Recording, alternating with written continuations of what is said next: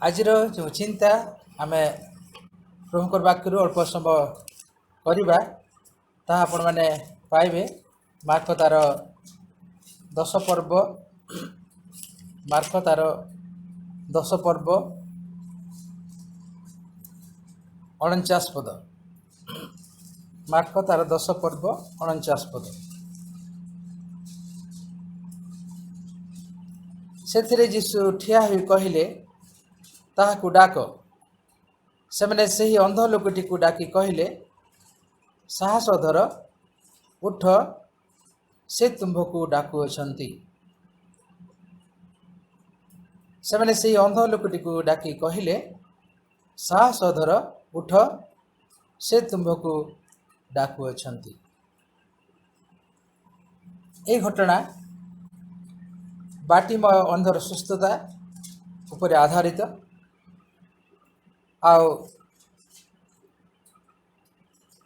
प्रभु जीशु जिते बड़े ये जगत थे तांकर आश्चर्य क्रिया मध्य यह स्थानित जीशु जिरिहरे प्रवेश कले पुणी तांको निकटक अनेक शिष्य एवं बहु संख्यक लोक एकत्रित हेले पुणी से मैंने जिरिहर प्रस्थान करने समय टिमयर पुत्र बाटिमय नामक जड़े अंधभिक्षुक जीशु जाऊँच बोली शुणी उच्च स्वर में कहवाक लगिला हे दाऊद संतान जीशु मते दया करंतु आउ से जेपरि तुनि हेब से लोक मैंने ताकू कहले किंतु से आहरी अधिक उच्च स्वर चित्कार कला आ कहला हे दाऊद संतान मते दया करंतु आउ तार डाक जीशु शुणिले आ प्रभु कहले से ठिया होइतो लोक मानकु जे तुम्हें से अंध लोकटी को डाक से से मैंने आसी से अंध लोकटी को कहले साहस धर उठ से तुमको डाकुअछंती तहिरे से अपना चादर फोपाड़ी देला उठिला एवं जीशु निकट को आसिला जीशु ताकू उत्तर देले मु तुम्भ पाई कौन करिबे बोली तुम्हें इच्छा करुअछ what shall I do for you से अंध लोकटी ताहाकू कहले हे गुरु मुझपरी दृष्टि पाए जीशु ताकू कहले जाओ तुम्हार विश्वास तुमको सुस्थ करिअछि तत्क्षणा से दृष्टि पाई पथरे ताहांको पछे पछे चलवाकू लगिला। यह हूँ एक सत्य घटना यीशु जीवन रे यह घटी बाटिमय अंधर जीवन ताहा घटी एवं आह मानकर निमंते यह उपयोगी बोली यह बाइबल स्थानित हो आह मानकर प्रभु जीशुंकर हृदय दयारे परिपूर्ण से लोक मानकु देखुले से दयारे विगलित हो जाते जिते 5,000 लोक खावा देले से समय से देखिले जे लोक माने अरक्षक मेषतुल्य रही अछंती से देखि से कौन हेले दयारे विगलित हेले एवं से खाइबा को देबा पाई तांको शिष्य मान को से आह्वान कले एवं ए स्थान में देखुछ जे जीशु एक अंध व्यक्ति प्रति दया प्रकाश करी अछंती एवं से अंध लोकटी तांको चित्कार करी कहूछि हे दाऊद संतान जीशु मते दया कर हे दाऊद संतान जीशु मते दया कर दुई थर चित्कार करवा कथा हम देखुछ तेबे ए अंध लोकटीर एवं जीशुकर संपर्क कौन जीशु कहीं ताको दया करिवे आ जीशु जो दया करिवे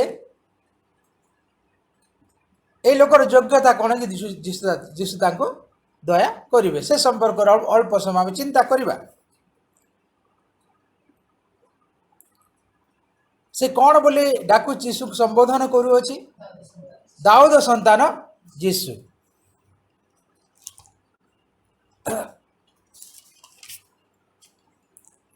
माथु तार प्रथम पर्व प्रथम पदरे कौन लिखा जाए? माथ्यू लिखित सुसमाचार तार प्रथम पर्व प्रथम पदरे अब्राहम को संतान और दाऊद को संतान जीशु कृष्ण को वंशावली। किते लोक जानी थे जे जीशु दाऊद को संतान बोली। आ दाऊद को संतान अर्थ कौन केते लोक जानी थे? जीशु जड़े जिहुदी थिले एवं से जिहुदा वंशरु जात यह तांकर वंश जो आम आलोचना करवा देखा तो हिंदी जना पड़े से जिहुदी वंशरु आसी जिहुदा वंशरु आसी आओ दाऊद मध्य से जिहुदा वंशर थिले। सिथिपाई से जे दाऊदंकर संतान यह क्रोनोलोजिकाली बा वंशानुक्रम आम देखा पाउछु। किंतु ये दाऊद संतान जीशु यार एक गभीर तत्व आमर शास्त्र लिखित अछि। दाऊदंकर संतान जे दिन दाऊदंक सिंहासन आरोहण करिवे एवं से इस्राएल पर जुगे जुगे राजत्व करिवे यह जिशा भविष्यत वक्ता बहु वर्ष पूर्वर तांकर संपर्क रे उल्लिखित करथिले। जीशुंकर गंडीर एक पल्लव निर्गत हेबो बा उठिबो एवं से दाऊदंकर सिंहासन रे जुगे जुगे राजत्व करिवो एई कथा जिशा भविष्यत वक्ता बहु पूर्वर कहिथिले। एवं से व्यक्ति जे 700 वर्ष पूर्वर ये भविष्यवाणी करते ए संपर्क अनेक इस्राएल लोक मैंने जानी नथिले। जीशु को कहीं दाऊद संतान बोली आख्या दिगला से संपर्क जानी नथिले। दाऊद संतान आख्या कहीं दि जाइए ना इस्राएल उपरे केवल जागतिक इस्राएल उपरे नुहे मात्र जो मैंने नूतन इस्राएल भाव ईश्वरंकर संतान बोली ख्यात हेबे समस्त ऊपर जे से राजत्व करिवे एई कथार गुरुत्व बुझाइबा पाए दाऊदंक संतान बोली जीशु को आख्या दिया जायतिला। किपरि भाबरे ना जिहुदा वंशरु जात मेष शावक देन कुशार्पित हेबे से विश्वासी विश्वासिनी मंडली प्रतिष्ठा करिवे एवं तांको ठार विश्वास करुथिबा प्रत्येक को से अनंत जीवन दान करिवे पुणी से मानकर जुगानुक्रम से राजा हेबे ए कथा भविष्यत वक्ता बहु पूर्व प्रकाश करथिले। आओ प्रभु जीशु ये दाऊद संतान अर्थात आह्वान कर परित्राण कर्ता दाऊद को संतान और अर्थ कौन? परित्राण कर्ता से आमर मुक्तिदाता यह को जे स्वीकार करे से दाऊद संतान बोली चित्कार करे। से दिन ये जो अंध व्यक्ति जदिओ तार दृष्टि शक्ति नथिला तथापि तार अंतदृष्टि से देखिथिला जे ए जो व्यक्ति आज जिरिहो नगर को आसी होचंती एवं जिरिहो प्रस्थान करि होचंती से होचंती मोर परित्राण करता। हालेलुया। ए दाऊद संतान जीशु मते दया करंतु से जागतिक भाव अंध होते पारे मात्र आत्मिक भाव तार आंतरिक पुरुष तार चक्षु उन्मुक्त होई अछि एवं से जीशु को तार त्राणकर्ता भाव से स्वीकार करुअछि जे हे दाऊद संतान जीशु मते दया करंतु। आउ जीशु जे ताको दया करिवे ए कथा से स्वीकार करुअछि ଯୀଶୁଙ୍କ ପୂର୍ବରୁ ସେ ପଥ ଦେଇ କେତେ ଯେ ଲୋକ ଗମନ କରିଅଛନ୍ତି ତାର କୌଣସି ହିସାବ ନାହିଁ। କାରଣ ଜିରିହ ଏକ ବଡ଼ ନଗର ଥିଲା, ଆଉ ସେ ଜିରିହ ମଧ୍ୟରେ ଲକ୍ଷ ଲକ୍ଷ ଲୋକ ଯିବା ଆସିବା କରୁଥିଲେ ଏବଂ ସେମାନଙ୍କ ପାଖରୁ ସେ ଭିକ୍ଷାବୃତ୍ତି କରୁଥିଲା ଆଉ ତାର ଗୁଜୁରାଣ ସେ ମେଣ୍ଟାଉଥିଲା। ମାତ୍ର ତା ନିମନ୍ତେ ଆଜି ଏକ ସୁଯୋଗର ସୃଷ୍ଟି ହୋଇଅଛି। ଯେଉଁ ସୁଯୋଗରେ ସେ ଅପେକ୍ଷା କରିଥିଲା ସେ ସୁଯୋଗ ତା ନିମନ୍ତେ ଆଜି ଉପସ୍ଥିତ ହୋଇଅଛି। ନହେଲେ ସେ ଯଦି ଅପେକ୍ଷା କରିନଥାନ୍ତା ତେବେ ଭିଡ଼ ମଧ୍ୟରେ ତାର ଯେଉଁ ପାତ୍ରଟି ବଢ଼ାଇଥାନ୍ତା ଏବଂ ହୁଏତ ଯୀଶୁଙ୍କର ଶିଷ୍ୟମାନେ ଏବଂ ତାଙ୍କର ସହିତ ଯାଉଥିବା ଲୋକମାନେ ତା ପାତ୍ରରେ କିଛି ପଇସା ପକାଇଥାନ୍ତେ। ଯଦି ସେ ଅପେକ୍ଷା କରିନଥାନ୍ତା ତେବେ ସେ ଚିତ୍କାର କରିନଥାନ୍ତା। ଯଦି ସେ ସୁଯୋଗ ପାଇବେ ବୋଲି ଅପେକ୍ଷା କରିନଥାନ୍ତା ତେବେ ହେ ଦାଉଦ ସନ୍ତାନ ବୋଲି ସ୍ୱୀକାର କରି ନଥାନ୍ତା। ଆଉ ଯଦି ସେ ଅପେକ୍ଷା କରିନଥାନ୍ତା ତେବେ ତାର ସ୍ୱରକୁ ଚପାଇବା ଠାରୁ ଅତ୍ୟଧିକ ପରିମାଣରେ ସେ ଚିତ୍କାର କରି ନଥାନ୍ତା। ତେବେ ପ୍ରଭୁ ଯୀଶୁ ଯେପରି ତାର ସ୍ୱର ଶୁଣିବେ ଏଥିପାଇଁ ସେ ନିଜକୁ ପ୍ରସ୍ତୁତ କରିଥିଲା। ସେ ପ୍ରଭୁ ଯୀଶୁ ଖ୍ରୀଷ୍ଟଙ୍କର ବିଷୟରେ ସମ୍ପୂର୍ଣ୍ଣ ଜ୍ଞାନ ପ୍ରାପ୍ତ ଥିଲା। ପ୍ରଭୁ ଯୀଶୁ ତାଙ୍କ ଶିଷ୍ୟମାନଙ୍କୁ କହିଲେ, ମୁଁ କିଏ ବୋଲି ତୁମେ କ'ଣ କହୁଛ? ନାଇଁ, ଲୋକମାନେ କ'ଣ କହୁଛନ୍ତି ବୋଲି ପଚାରିଲେ, ତାପରେ କହିଲେ ତୁମେମାନେ ମୋତେ କ'ଣ କହୁଅଛ? ଲୋକମାନେ କ'ଣ କହୁଛନ୍ତି? କିଏ କିଏ ଯୋହନ, କିଏ କିଏ ଏଲିୟ, କିଏ କିଏ ଭାବବାଦୀ ବୋଲି କହୁଛନ୍ତି। ଆଉ ପ୍ରଭୁ କହିଲେ ତୁମେମାନେ କ'ଣ କହୁଅଛ? ସେଥିରେ ପିତର କହୁଛନ୍ତି ତୁମେ ଜୀବନ୍ତ ଈଶ୍ୱରଙ୍କ ପୁତ୍ର ଖ୍ରୀଷ୍ଟ। ଆଉ ପ୍ରଭୁ କହୁଛନ୍ତି ଏଇ କଥା ଆତ୍ମା ତୁମଠାରେ ପ୍ରକାଶ କରିଅଛନ୍ତି। ତେବେ ଏଇ ବ୍ୟକ୍ତି ଯୀଶୁଙ୍କ ସହିତ ଥିଲା କି? ଥିଲା? ତାଙ୍କ ଶିଷ୍ୟମାନଙ୍କ ମଧ୍ୟରେ ଥିଲା ବା ଲୋକ ସମୂହ ମଧ୍ୟରେ ଥିଲା? ଯୀଶୁଙ୍କର ଗମନାଗମନ ଜାଣୁଥିଲା? କିଛି ନାହିଁ। ମାତ୍ର ତାର ଆନ୍ତରିକ ଚକ୍ଷୁ ପ୍ରସନ୍ନ ହୋଇଥିଲା, ଯେପରିକି ସେ ଯୀଶୁଙ୍କୁ ଦାଉଦ ସନ୍ତାନ ବୋଲି ଗ୍ରହଣ କରିବ, ଅର୍ଥାତ୍ ପରିତ୍ରାଣକର୍ତ୍ତା ରୂପେ ଗ୍ରହଣ କରିବ, ଅର୍ଥାତ୍ ତାର ସୁସ୍ଥକାରୀ ଭାବରେ ଗ୍ରହଣ କରିବ, ଅର୍ଥାତ୍ ତାର ମୁକ୍ତିଦାତା ଭାବରେ ଗ୍ରହଣ କରିବ। ସେଥିପାଇଁ ସେ ନିଜକୁ ପ୍ରସ୍ତୁତ କରିଥିଲା। ଯୀଶୁଙ୍କର ବିଷୟରେ ସେ ସମ୍ପୂର୍ଣ୍ଣ ଜ୍ଞାନ ପ୍ରାପ୍ତ ଥିଲା। ଆଜି ଅନେକ ସମୟରେ ଆମେ ଯୀଶୁଙ୍କୁ ତ ଜାଣିଛୁ ବା ଯୀଶୁଙ୍କ ବିଷୟରେ ଶୁଣିଛୁ, ମାତ୍ର ଯୀଶୁଙ୍କର ପ୍ରକୃତ ଶିଷ୍ୟ ହେବା ପାଇଁ ନିଜକୁ ପ୍ରସ୍ତୁତ କରିବାରେ ଆମେ ଫେଲ୍ ମାରୁଛୁ।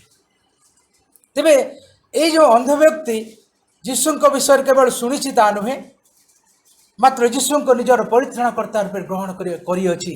ସେଥିପାଇଁ ସେ ସ୍ୱୀକାର କରୁଅଛି, ଦାଉଦ ସନ୍ତାନ ମୋତେ ଦୟା କରନ୍ତୁ। ତେବେ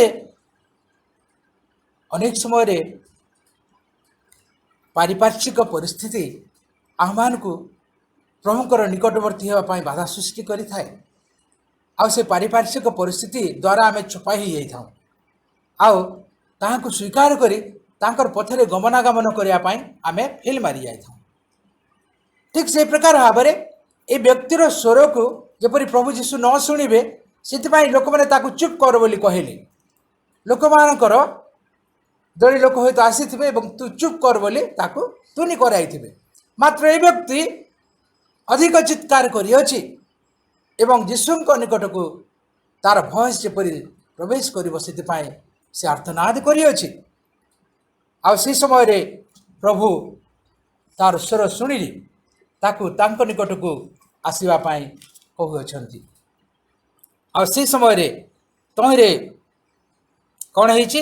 ଲୋକମାନେ ଆସିଲେ ଏବଂ ତାକୁ କହିଲେ ଯେ ଉଠ, ସାହସ ଧର, ଉଠ, ସେ ତୁମ୍ଭକୁ ଡାକୁଅଛନ୍ତି।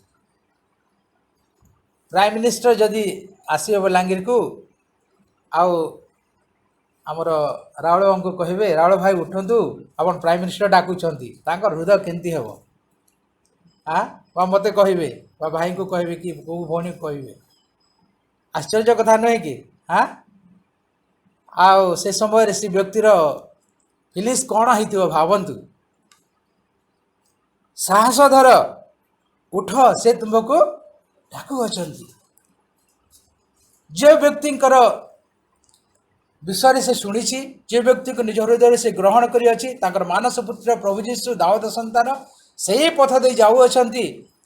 ହয়তো ଯୀଶୁଙ୍କର ଯେଉଁ ଆଶ୍ଚର୍ଯ୍ୟ କାର୍ଯ୍ୟ ତା ପୂର୍ବରୁ ସେ ଗୋଟି ଗୋଟି କରି ତଥ୍ୟ ରଖିଅଛି। ଯୀଶୁ ମୃତ୍ୟୁକୁ ଜୀବନ ଦେଇଛନ୍ତି, ଯୀଶୁ ଛୋଟାକୁ ଗୋଡ଼ ଦେଇଛନ୍ତି ଚାଲିବା ପାଇଁ, ଅନେକ ଅନ୍ଧକୁ ସେ ସୁସ୍ଥ କରିଅଛନ୍ତି। ଆଉ ମୋର ପାଳି କେବେ ପଡ଼ିବ, ହয়তো ଯୀଶୁ ଏ ପଥ ଦେଇ କେବେ ଆସନ୍ତି କି, ଏ କଥା ସେ ଅପେକ୍ଷା କରିଛି। ଆଉ ସେଦିନ ତା ନିମନ୍ତେ ଯେତେବେଳେ ସୁଯୋଗ ସୃଷ୍ଟି ହୋଇଅଛି, ସେ ସୁଯୋଗର ସଦ୍ବ୍ୟବହାର କରିଅଛି। ସୁଯୋଗର ସଦ୍ବ୍ୟବହାର କର, କାରଣ କାଳ ମନ୍ଦ ଅଟେ। ସମସ୍ତଙ୍କ ପାଇଁ ସବୁବେଳେ ସୁଯୋଗ ଆସେ ନାହିଁ, ସୁଯୋଗ ସବୁବେଳେ ଥାଏ ନାହିଁ। ସୁଯୋଗ ଆସିଥାଏ ଏବଂ ଯେଉଁମାନେ ସୁଯୋଗର ସଦ୍ବ୍ୟବହାର କରିଥାନ୍ତି ସେମାନେ ଆଶୀର୍ବାଦ ଯୁକ୍ତ ହୋଇଥାନ୍ତି। ତେବେ ଏ ସୁଯୋଗର ସଦ୍ବ୍ୟବହାର କରିବା ବିଷୟରେ ଏ ବ୍ୟକ୍ତି ହେଳା କରି ନାହିଁ।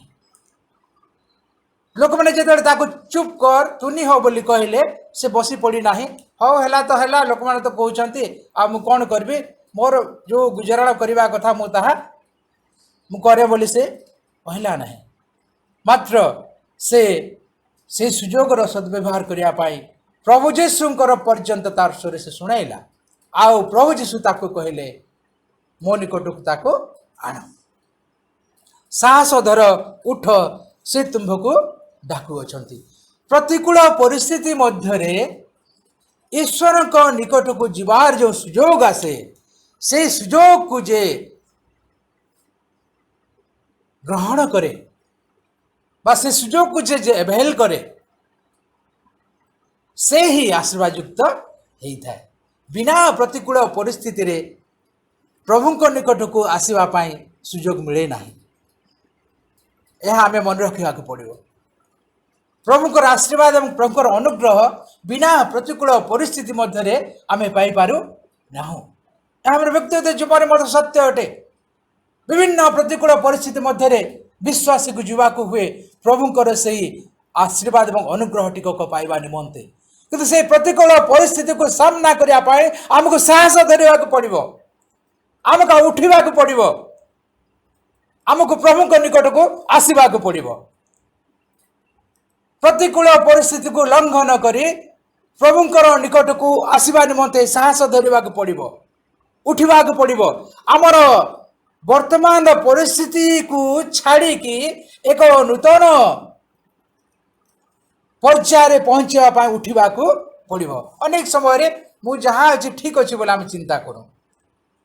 ସକାଳୁ ଉଠୁଛି, ରାସ୍ତାରେ ବସିଛି, ମୋର ଥାଳିଆରେ ମୋର ଚଳିବା ନିମନ୍ତେ 8-10 ଲୋକ ପଇସା ପକାଇ ଦେଉଛନ୍ତି, ମୁଁ ଘରକୁ ଯାଉଛି, ମୋର ଜ୍ଞାତି ପରିଜନ ମୋ ଲାଗି ରାନ୍ଧି ଦେଉଛନ୍ତି, ମୁଁ ଖାଉଛି, ଏହା ମୋର ଲାଗି ଠିକ୍।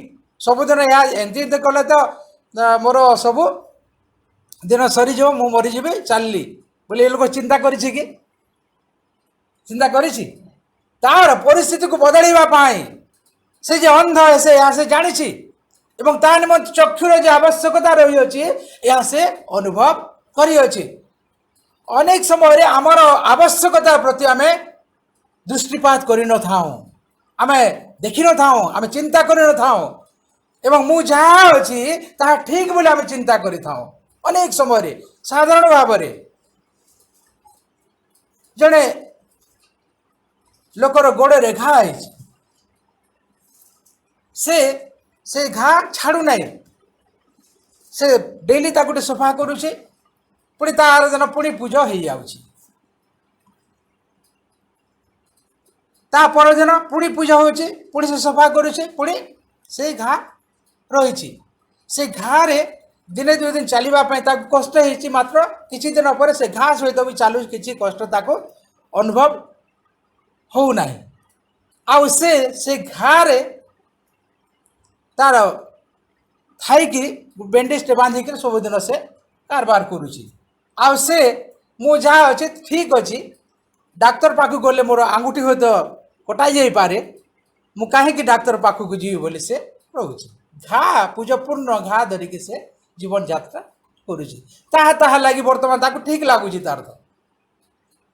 କିନ୍ତୁ ସେ ଗୋଡ଼ ଯେ ଦିନେ ପୂଜାରେ ପରିପୂର୍ଣ୍ଣ ହେଇକରି ତାର ଆଣ୍ଠୁ ଯାଏ କଟି ଯାଇପାରେ, ଏ କଥା ସେ ଚିନ୍ତା କରିପାରୁ ନାହିଁ। ତାର ଅବସ୍ଥା ବର୍ତ୍ତମାନ ଅବସ୍ଥା ତାକୁ ଠିକ୍ ଲାଗୁଛି।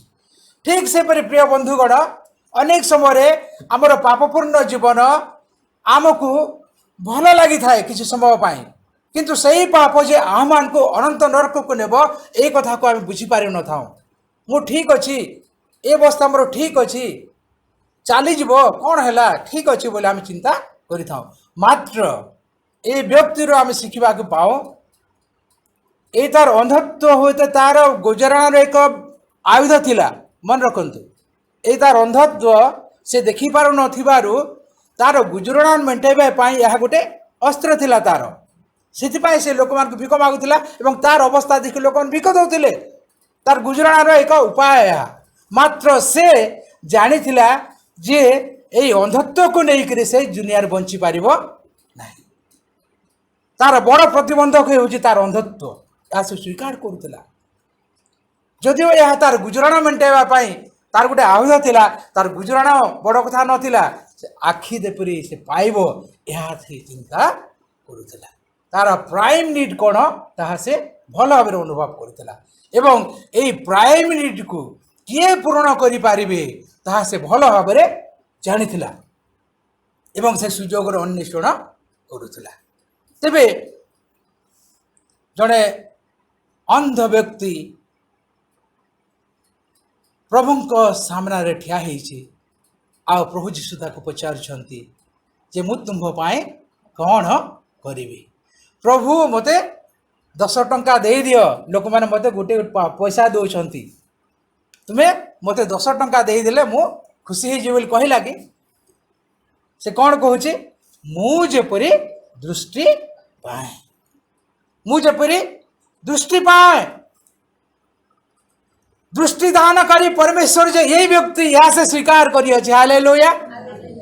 ମନୁଷ୍ୟ ଜୀବନର ଅନ୍ଧତ୍ୱକୁ ଦୂର କରିବା ପାଇଁ, ମନୁଷ୍ୟର ଜୀବନର ପାପକୁ ଦୂର କରିବା ପାଇଁ, ମନୁଷ୍ୟ ଜୀବନର ମୃତ୍ୟୁକୁ ଦୂର କରିବା ପାଇଁ, ମନୁଷ୍ୟ ଜୀବନର ଅଭିଶାପକୁ ଦୂର କରିବା ପାଇଁ କ୍ରୁଶରେ ହେତ ପ୍ରଭୁ ଯୀଶୁ ଖ୍ରୀଷ୍ଟ ଯେ ଅଭିଷିକ୍ତ ବ୍ୟକ୍ତି, ଏହା ଯେ ସ୍ୱୀକାର କରେ, ସେ ଅନ୍ଧତ୍ୱରୁ ରକ୍ଷା ପ୍ରାପ୍ତ ହୋଇପାରେ। ହାଲେଲୁୟା।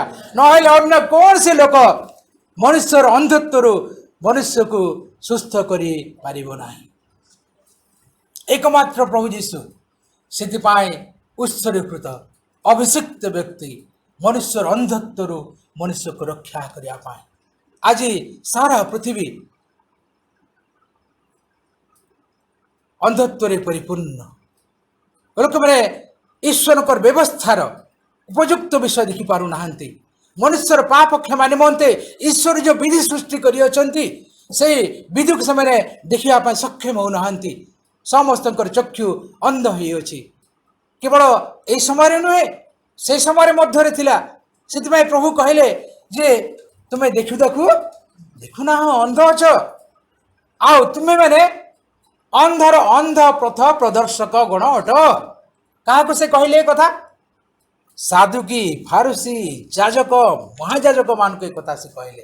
କାରଣ ସାଧୁକି ଫାରୁସି ମାନେ ଯଦିଓ ନିତ୍ୟ ବ୍ୟବସ୍ଥା ସେମାନେ ଅଧ୍ୟୟନ କରୁଥିଲେ, ତଥାପି ସେମାନେ ଈଶ୍ୱରଙ୍କ ବ୍ୟବସ୍ଥାରେ ଖ୍ରୀଷ୍ଟଙ୍କର ଆବିର୍ଭାବ ଏବଂ ଖ୍ରୀଷ୍ଟ ଯେ ସେମାନଙ୍କର ପାପ କ୍ଷମା କରିବା ପାଇଁ ଆସିଅଛନ୍ତି ମସିହା ହୋଇ, ସେହି କଥା ସେମାନେ ସ୍ୱୀକାର କରିପାରୁନଥିଲେ। ପ୍ରଭୁ ଯୀଶୁଙ୍କୁ ସେମାନେ ଗ୍ରହଣ କରିପାରୁନଥିଲେ। ସେଥିପାଇଁ ସେମାନେ ଅନ୍ଧ ବୋଲି ପ୍ରଭୁ ସେମାନଙ୍କୁ କହୁଥିଲେ। ଆଉ ପ୍ରଭୁଙ୍କର ବ୍ୟବସ୍ଥାରୁ ଉତ୍ତମ ବିଷୟ ସେମାନେ ଦେଖିବା ପାଇଁ ସକ୍ଷମ ହୋଇପାରି ନଥିଲେ। ସେଥିପାଇଁ ସେମାନଙ୍କୁ ପ୍ରଭୁ କହିଲେ, ତୁମେ ଦେଖୁନାହ, ଶୁଣୁନାହ। ସେଥିପାଇଁ ତୁମେ ସମସ୍ତେ ଅନ୍ଧ ହୋଇଅଛ। ଯେଉଁମାନେ ପ୍ରଭୁଙ୍କର ବ୍ୟବସ୍ଥାରୁ, ଈଶ୍ୱରଙ୍କର ପରିତ୍ରାଣର ଯେଉଁ ବିଧି ରହିଅଛି ତାହାକୁ ବୁଝିପାରନ୍ତି ନାହିଁ, ସେମାନେ ଅନ୍ଧ ବୋଲି ଖ୍ୟାତ ହୁଅନ୍ତି। ସେଦିନ ସାଧୁକି ଫାରୁସି ମାନେ ସେଇ व्यवस्था को देखि मध्य देखि पारु नथिले। प्रभु जीशु को मसीह बोली से माने स्वीकार करी पारु नथिले। ए तो बढ़ेर पुओ बोली कहते। यार भाई माने यार भौणी माने आम सागर नहांती केते साधारण भाव में चिंता करते आम देखू। प्रभु यीशु को विषय रे से मन में केते साधारण चिंता थिला। आ से माने तांको ठारे कोन लिखा जाए विघ्न पाइले। मात्र से माने जो प्रस्तर को अग्राह्य कले से प्रस्तर कोणर प्रधान प्रस्तर थिला। हालेलुया। स्वर्ग राज्य को प्रवेश करिया पाई जो प्रधान प्रस्तर आवश्यकता से गृह निर्माण करबा निमंते से व्यक्ति होचन से कोणर प्रधान प्रस्तर अटंती। यह साधु की फारुसी माने देखि देखि मध्य देखि पारिले नाही। आज सही अंध व्यक्ति देखि पारुची जे दाऊद संतान जीशु ता पथ दे जाउछंती एवं ए व्यक्ति अभिषिक्त व्यक्ति जे कि तार चक्षु खोली दे पारंती। प्रभु मुझे परे दृष्टि पाए। आओ प्रभु तार प्रति दया कले से कौन चित्कार करता है हे दाऊद संतान जीशु मते दया करंतु एवं प्रभु ता प्रति दया रे विगलित हो गले एवं से कौन कहउछंती जीशु ताहा को कहले जाओ तुम्भर विश्वास तुमको सुस्थ करियछि। तेबे प्रभु जीशु कौन देखि तार विश्वास को देखी अच्छे। हालेलुया। ए जे प्रभु जीशु को विश्वास करी अच्छे यह प्रभु देखी अच्छे। हालेलुया। प्रभुंकर निकट को आसीबा लोक तांको ठारे विश्वास करिवार आवश्यकता रही अछि। प्रभु जे अछंती एवं से जे तांकर प्रार्थना सुनंती यह तांको निकट को आसीबा लोकर विश्वास करिवार आवश्यकता रही अछि। नहले प्रभु कोनसी कथा सुनिबे नाही। आओ प्रभु ए लोकर विश्वास थिबा देखिबा को पाइले। तेबे बाटिम अंध किए से जड़े विश्वासी। हालेलुया। हालेलुया। बाटिम अंध से अंध नुहे से जड़े विश्वासी। से प्रभु जीशु को विश्वास करी अछि दाऊद संतान बोली। से प्रभु जीशु को विश्वास करी अछि तार परित्राण करता बोली। से विश्वास करी अछि तार चक्षु से खोली पारंती बोली। आओ प्रभु ताहाको कहले जाओ तुम्हार विश्वास तुमको सुस्थ करियछि। तेबे से तांको ठारू गला कि सुस्थ हेई गला परे घर को दौड़िला देख देख मु देखि पारुछि आओ मु वर्तमान तुम भड़िया जड़े हो जाइए ए गृह तुम जमी अधिकार मोर भी सेमती अधिकार अच्छी आओ तुम्हें जमी रोच मुझे सेमती रही इत्यादि बोले से जागतिक विषय पाइबार आनंद रे ता घर को बाहरी गला कि कौन लिखाई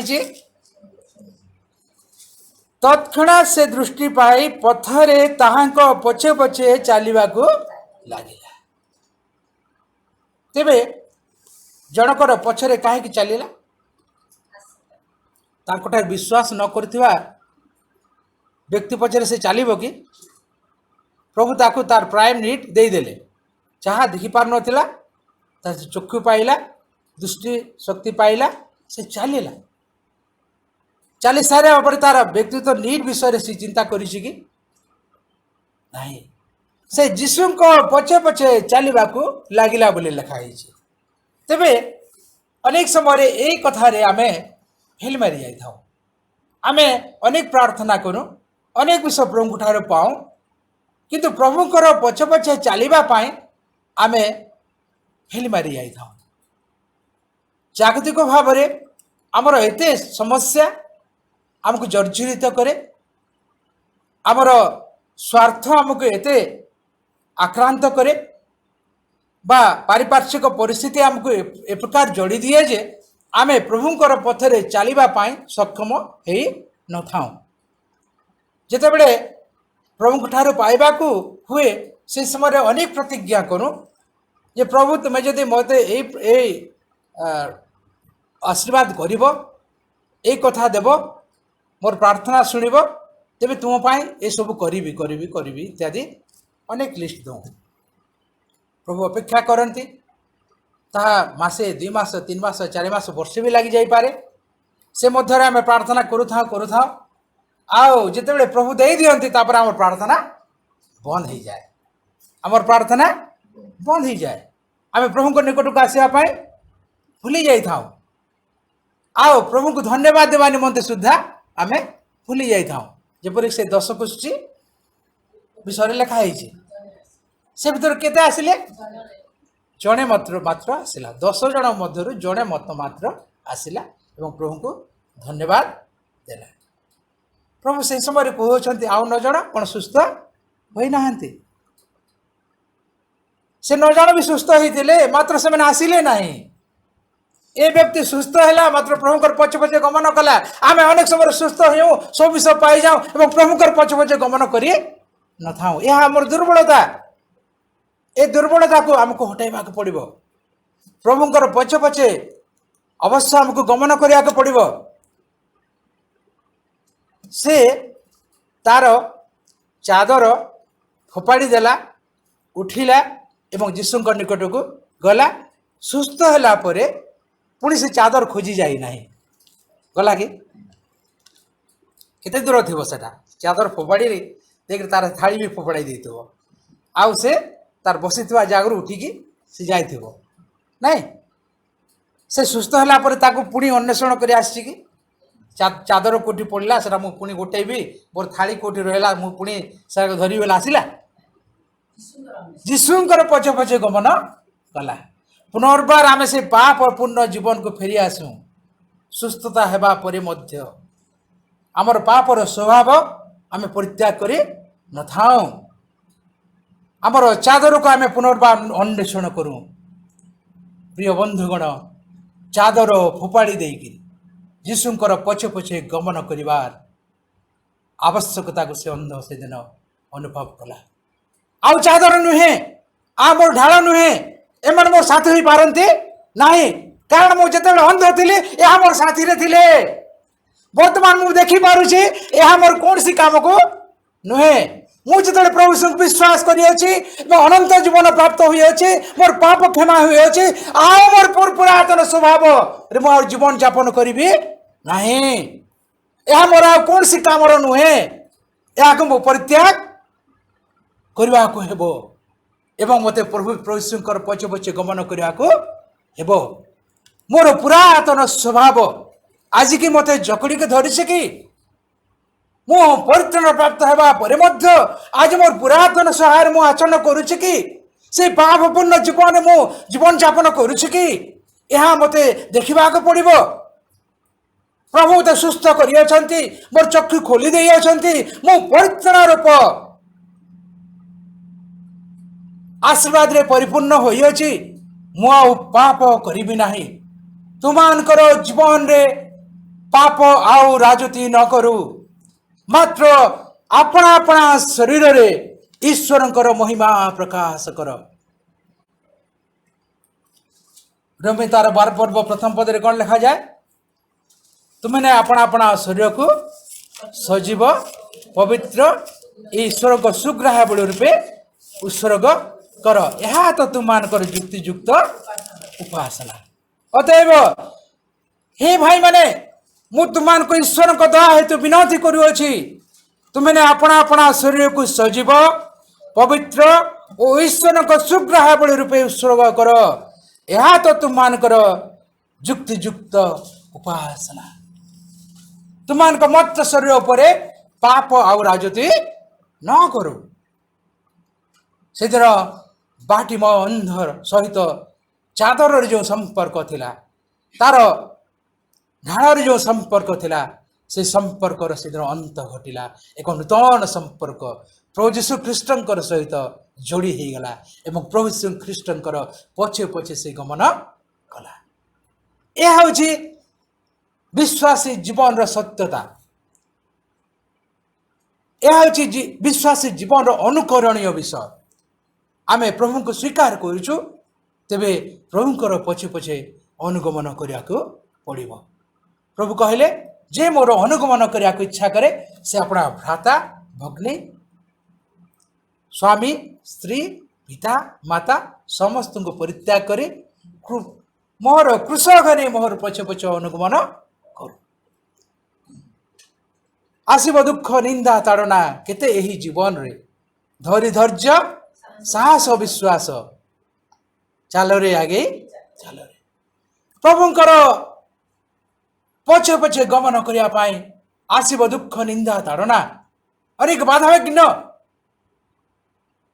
ସେ ମୁଁ କ'ଣ ଖାଇବି ଆଜି ଚିନ୍ତା କରିନାହିଁ। ସେ ମୁଁ ଆଜି ଭିକ ମାଗିବାରେ ଫେଲ ମାରିଛି, ମୋର ଥାଳିଆରେ ପଇସା ନାହିଁ, ମୋତେ ଘରେ ଗଲେ କିଏ ଖାଇବାକୁ ଦେବ, ଏ କଥା ସେ ଚିନ୍ତା କରିନାହିଁ। ସେ ପରିତ୍ୟାଗ କରିକିରି ପ୍ରଭୁ ଖ୍ରୀଷ୍ଟଙ୍କର ପଛେ ପଛେ ଗମନ କରିଅଛି। ଖାଇବାର ତାର ଚିନ୍ତା ନାହିଁ, ମାଗିବାର ତାର ଚିନ୍ତା ନାହିଁ, ଆଗକୁ କ'ଣ ହେବ ତାର ଚିନ୍ତା ନାହିଁ, ଆଗକୁ କ'ଣ ହେବ ତାର ଚିନ୍ତା କରିବାର ନାହିଁ। ପ୍ରଭୁ କ'ଣ କହିଲେ? ପ୍ରଥମେ ମୋ ରାଜ୍ୟ ଏବଂ ଧାର୍ମିକତା ଅନ୍ୱେଷଣ କର ଏବଂ ଏ ସମସ୍ତ ବିଷୟ ମଧ୍ୟ ତୁମମାନଙ୍କୁ ଦିଆଯିବ। ତୁମର ଶରୀର ନିମନ୍ତେ କ'ଣ ପିନ୍ଧିବୁ, କ'ଣ ଖାଇବୁ, ସେ ବିଷୟ ଭାଳ ନାହିଁ। ପ୍ରଥମେ ମୋ ରାଜ୍ୟ ଏବଂ ଧାର୍ମିକତା ଅନ୍ୱେଷଣ କର। ଆକାଶର ପକ୍ଷୀଙ୍କୁ ଦେଖ, ସେମାନେ ବୁଣନ୍ତି ନାହିଁ କି କାଟନ୍ତି ନାହିଁ। ହାଲେଲୁୟା। ପ୍ରଭୁଙ୍କର ପଛେ ପଛେ ଗମନ କଲେ ଖାଇବାର, ପିନ୍ଧିବାର, ରହିବାର କୌଣସି ଚିନ୍ତା କରିବାର ଆବଶ୍ୟକତା ନାହିଁ। ଏ ସମସ୍ତ ଯେ ଆବଶ୍ୟକ ପ୍ରଭୁ ତାହା ଜାଣନ୍ତି। ନିଶ୍ଚୟ ମଙ୍ଗଳ ଓ ଦୟା ମୋହର ପଶ୍ଚାତଗାମୀ ହେବ, ପୁଣି ମୁଁ ସର୍ବଦା ସଦାପ୍ରଭୁଙ୍କ ଗୃହରେ ବାସ କରିବି। କିଏ କହିଲେ? ଦାଉଦ କହିଲେ ଗୀତ ସଂହିତା 23 ଗୀତରେ। ମଙ୍ଗଳ ଏବଂ ଦୟା ମୋର ଆଗେ ଆଗେ ଗମନ କରିବ, ମୁଁ ତାର ପଛେ ପଛେ ଗମନ କରିବି ବୋଲି କହିଲେ କି ନିଶ୍ଚୟ ମଙ୍ଗଳ ଓ ଦୟା ମୋର ପଶ୍ଚାତଗାମୀ ହେବ। ମୁଁ ଯେଉଁଆଡ଼େ ଯିବି ମଙ୍ଗଳ ଏବଂ ଦୟା ମୋର ପଶ୍ଚାତଗାମୀ ହେବ। କେତେବେଳେ ମଙ୍ଗଳ ଏବଂ ଦୟା ପଶ୍ଚାତଗାମୀ ହେବ? ଯେତେବେଳେ ଆମେ ଯୀଶୁଙ୍କର ଅନ୍ୱେଷଣ କରିବା, ଯୀଶୁଙ୍କର ପଛେ ପଛେ ଗମନ କରିବା, ସେହି ସମୟରେ ମଙ୍ଗଳ ଏବଂ ଦୟା ଆମର ପଶ୍ଚାତବର୍ତ୍ତୀ ହେବ ଏବଂ ଆମ୍ଭେମାନେ ସର୍ବଦା ସଦା ପ୍ରଭୁଙ୍କ ଗୃହରେ ବାସ କରିବା। ଏହା ହେଉଛି ସତ୍ୟତା। ଅନେକ ସମୟରେ ଆମେ ଜାଗତିକ ମନାହି କ'ଣ ଖାଇବା, କ'ଣ ପିନ୍ଧିବା, କିପରି ଚଳିବା, ଆମର ପିଲାମାନଙ୍କର ଭବିଷ୍ୟତ କ'ଣ ହେବ, ଆମର ଗୃହ କେମିତି ହେବ, ଏତେ ଚିନ୍ତିତ, ଏତେ ଭାବିତ, ଏତେ ବ୍ୟସ୍ତ ଯେ କହିଲେ ନ ସରେ।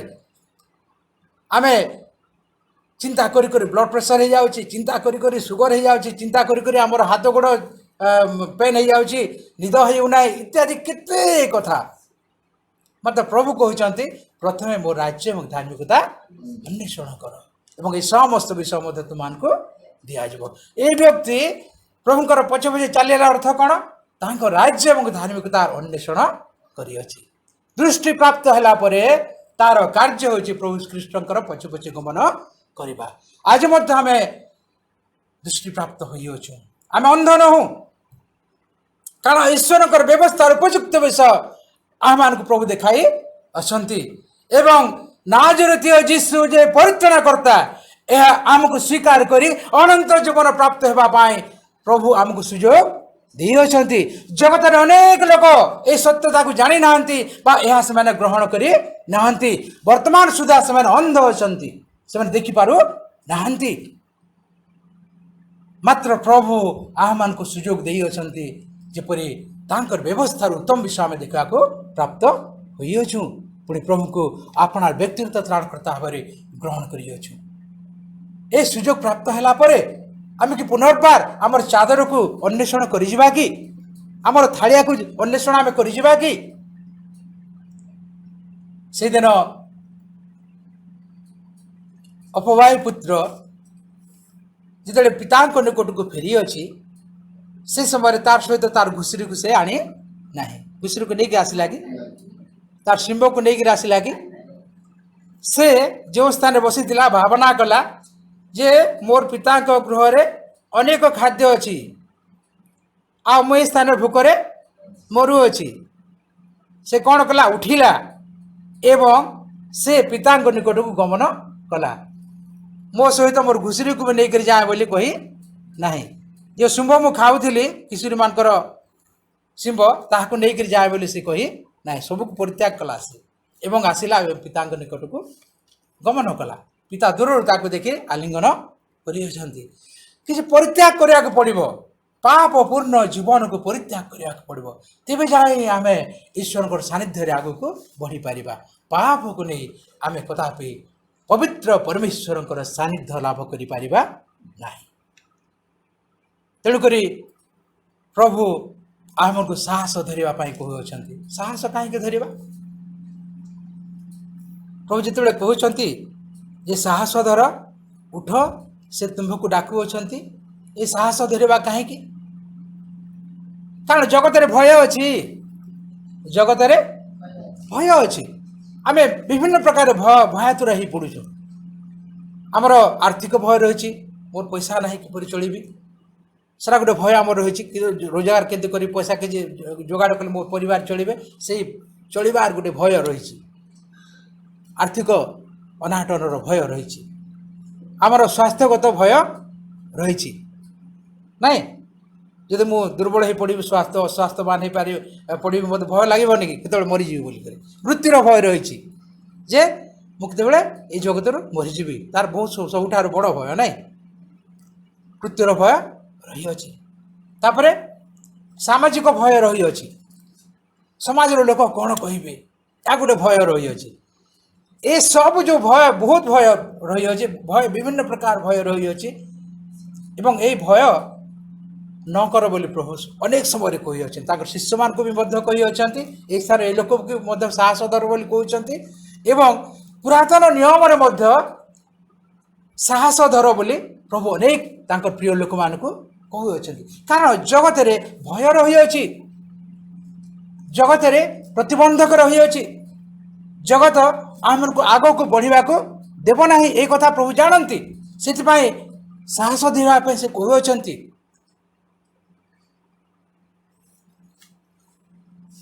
प्रभु इस्राएल लोक मान को सब से कथा कहते जे तुमने भय कर ना आओ तुमने आग को बढ़ कारण तुम्हें मु तुम मान सहवर्ती अच्छी आ प्रभुंकर से साहस धरिबा विषय को आम देखा जिसा तार 41 पर्व तार 10 पद को जिसा 41 पर्व तार 10 पद तुम्हें भय कर नाही कारण आम्भे तुम संगे अच्छु निराश हो नाही कारण आम्भे तुम्हार परमेश्वर आम्भे तुमको सबल करिबा हाँ आम्भे तुम्हार साहाय्य करिबा हाँ आम्भे अपना धर्म स्वरूप दक्षिण हस्ते तुमको धरी रखिबा यह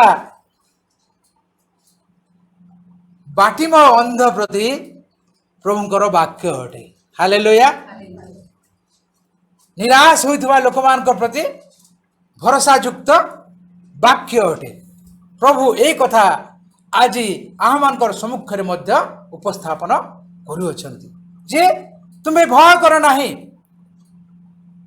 साहस धर उठ तुमको से डाकू अच्छी तुम्हें भय कर नाही कारण आम तुम्हार सहवर्ती आम तुम संगे अच्छु तुम्हें निराश हो नहीं जगत निराश बार बहुत विषय रही अच्छी जगत भय कर बहुत विषय रही अच्छी मात्र आम्भे तुमर संगे अच्छु से तुम्हें भय कर नाही निराश हो नहीं आम्भे तुमर संगे अच्छु कारण आम्भे तुमर परमेश्वर अटू मु तुमर परमेश्वर मु तुमर संगे अच्छी मु तुमको परित्याग करना मु तुमर सहित रही अच्छी देख जुगांत पर्यंत मु तुम सहित अच्छी मातु तार शेष पर्व रे प्रभु एक कथा कहले देख जुगांत पर्यंत मु तुम सहित अच्छी देख मनुष्य मान मध्य ईश्वर वासस्थान होइछि से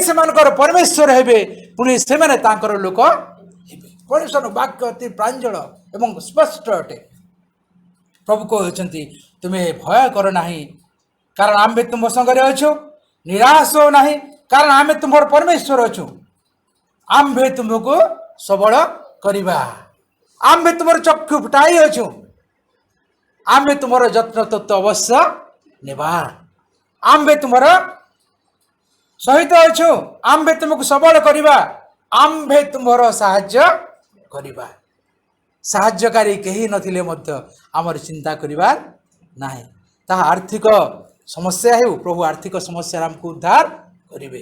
ତାହା ଜାଗତିକ ରୋଗ ଦୁଃଖର ସମସ୍ୟା ହେଉ ଭୟ ହେଉ ତହିଁରୁ ପ୍ରଭୁ ଆମକୁ ଉଦ୍ଧାର କରିବେ।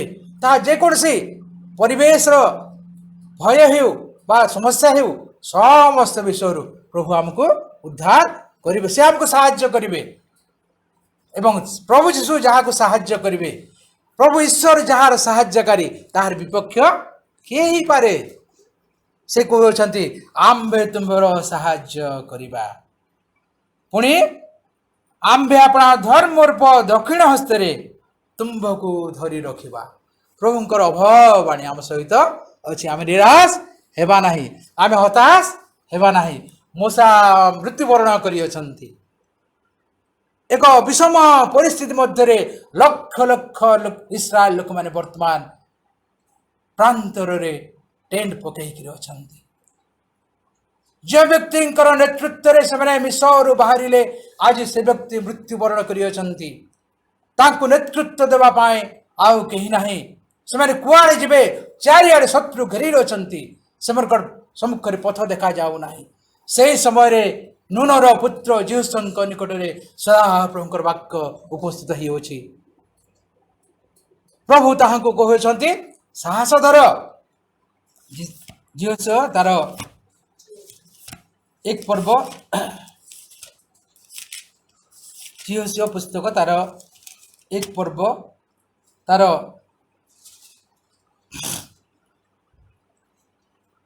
6 ପଦ ଆମେ ଦେଖିବା। ତୁମେ ବଳବାନ ଓ ସାହସିକ ହୁଅ, କାରଣ ଏମାନଙ୍କ ପୂର୍ବପୁରୁଷଙ୍କ ନିକଟରେ ଯେଉଁ ଦେଶ ଦେବାକୁ ଆମ୍ଭେ ଶପଥ କରିଅଛୁ ତାହା ତୁମ୍ଭେ ଏମାନଙ୍କୁ ଅଧିକାର କରାଇବ। ମାତ୍ର ଆମ୍ଭର ସେବକ ମୂଷା ତୁମକୁ ଯେ ସମସ୍ତ ବ୍ୟବସ୍ଥା ଆଦେଶ କରିଅଛନ୍ତି ସେସବୁ ତୁମେ ମାନିବାକୁ ଓ କରିବାକୁ ବଳବାନ ଓ ଅତି ସାହସିକ ହୁଅ। ଆମ୍ଭେ କି 9 ପଦରେ ଆମ୍ଭେ କି ତୁମକୁ ଆଜ୍ଞା ଦେଇନାହୁଁ, ବଳବାନ ଓ ସାହସିକ ହୁଅ, ତ୍ରାସଯୁକ୍ତ ହୁଅ ନାହିଁ କି ହତାଶ ହୁଅ ନାହିଁ। କାରଣ ତୁମ୍ଭେ ଯେଉଁଆଡ଼େ ଯିବ ସଦାପ୍ରଭୁ ତୁମ୍ଭର ପରମେଶ୍ୱର ତୁମ୍ଭର ସଙ୍ଗୀ ହେବେ। ଯିଶା 41:10 ପଦରେ ଯାହା ଏଇ 9 ପଦରେ ତାହା ଜିହୁସଙ୍କ ପ୍ରତି ପ୍ରଭୁ ପ୍ରକାଶ କରୁଅଛନ୍ତି ଏବଂ ବାଟିମୋର ଅନ୍ଧର ବିଷୟରେ ମଧ୍ୟ ତାହା କୁହାଯାଇଅଛି। ଏବଂ ଆଜି ଆମମାନଙ୍କୁ ମଧ୍ୟ ପ୍ରଭୁ ଏହି ବାକ୍ୟ ଦେଇଅଛନ୍ତି ଯେ ସାହସ ଧର, ଉଠ, ପ୍ରଭୁ ତୁମକୁ ଡାକୁଅଛନ୍ତି। ଆମ୍ଭେ ତୁମର ସଙ୍ଗୀ ହେବା, ଆମ୍ଭେ ତୁମର ସାହାଯ୍ୟ କରିବା, ଆମର ଦକ୍ଷିଣ ହସ୍ତରେ ତୁମକୁ ଆମେ ଧରି ରଖିବା। ଆସୁ ବିପଦ, ଆସୁ ନିନ୍ଦା, ତଡ଼ନା, ଅନେକ ପ୍ରତିକୂଳ ପରିସ୍ଥିତି, ମାତ୍ର ପ୍ରଭୁ ଯୀଶୁ ଯେତେବେଳେ ଆମର ହସ୍ତ ଧରିଥିବେ ଆମେ ସୁଅରେ ଭାସିଯିବା ନାହିଁ। ସୁଅ ଆସିବ ଭସାଇ ନେବା ପାଇଁ, ଅନେକଙ୍କୁ ଭସାଇ ନେଉଥିବ, ମାତ୍ର ଯାହାର ହସ୍ତକୁ ପ୍ରଭୁ ଧରିଥିବେ ସେ ସ୍ଥିର ରହିବ, ସେ ସୁଅରେ ଭାସିଯିବ ନାହିଁ। ପ୍ରଭୁ ଆମକୁ ଅନୁଗ୍ରହ ଏବଂ ଆଶୀର୍ବାଦ କରନ୍ତୁ ଏ ବାକ୍ୟ ବୁଝିବା ପାଇଁ ଏବଂ ପ୍ରଭୁଙ୍କର ପଛେ ପଛେ ଗମନ କରିବା ପାଇଁ, ଆମର ଜୀବନ ଯାତ୍ରା ପଥରେ ଆମେ ଯେପରି ସଫଳ ହେବା ସେଥିପାଇଁ ପ୍ରଭୁ ଆମକୁ ବହୁଳ ଭାବରେ ଆଶୀର୍ବାଦ ପ୍ରଦାନ କରନ୍ତୁ। ପ୍ରଭୁ ମଣ୍ଡଳୀକୁ ଅନୁଗ୍ରହ ଏବଂ ଆଶୀର୍ବାଦ କରନ୍ତୁ। ଏପରି ଏ ଦିନମାନଙ୍କରେ ମଣ୍ଡଳୀ ପ୍ରଭୁଙ୍କର ବାକ୍ୟରେ ସ୍ଥିର ରହିବ, ପୁଣି ଆଗକୁ ବଢ଼ିବାରେ ସକ୍ଷମ ହେବ। ପ୍ରେଜ୍ ଦ ଲର୍ଡ।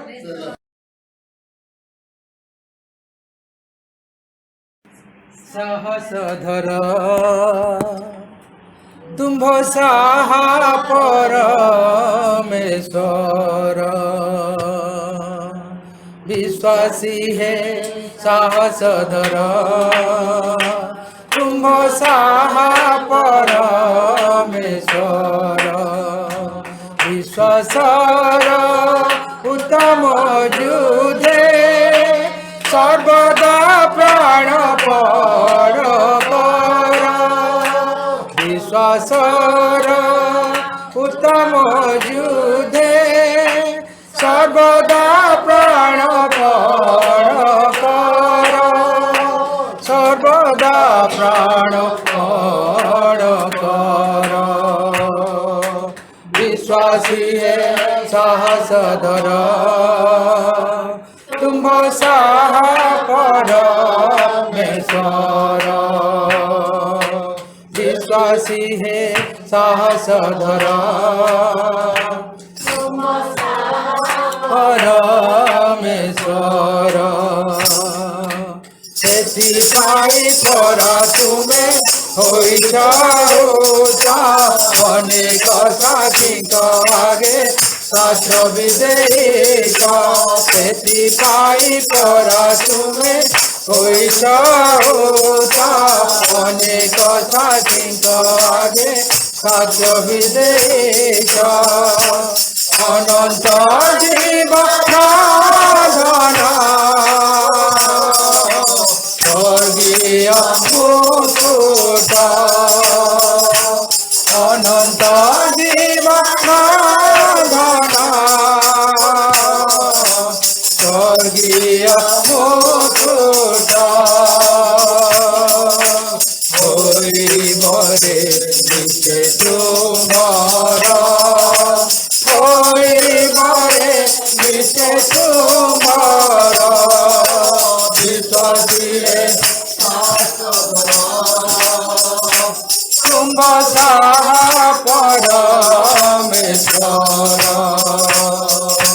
বিশ্বজিরে দাস ধর তুম সাহা পরমেশ্বর ছাড়ি চিন্তা দুঃখ শোক কর অনুশোচনা জীবন লাগি বুঝারে করত সুকামনা ছাড়ি চিন্তা দুঃখ শোক কর অনুশোচনা জীবন লাগি বুঝারে করত সুকামনা विश्वासे वंचित पूजेबे सरग लागिबो विश्वासे वंचित पूजेबे सरग लागिबो दूरतर विश्वास तोरा दूरतर विश्वास तोरा विश्वासी साहस धर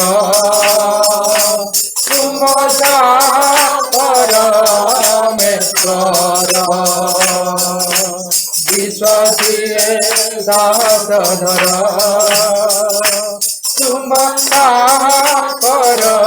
परमेश्वर विश्वासर उत्तम युद्धे सर्वदा प्राण कर विश्वासर उत्तम युद्धे सर्वदा प्राण कर सर्वदा प्राण कर विश्वासी दास धर तुम परमेश्वर विश्वासी दास धर तुम परमेश्वर तुम परमेश्वर तुम परमेश्वर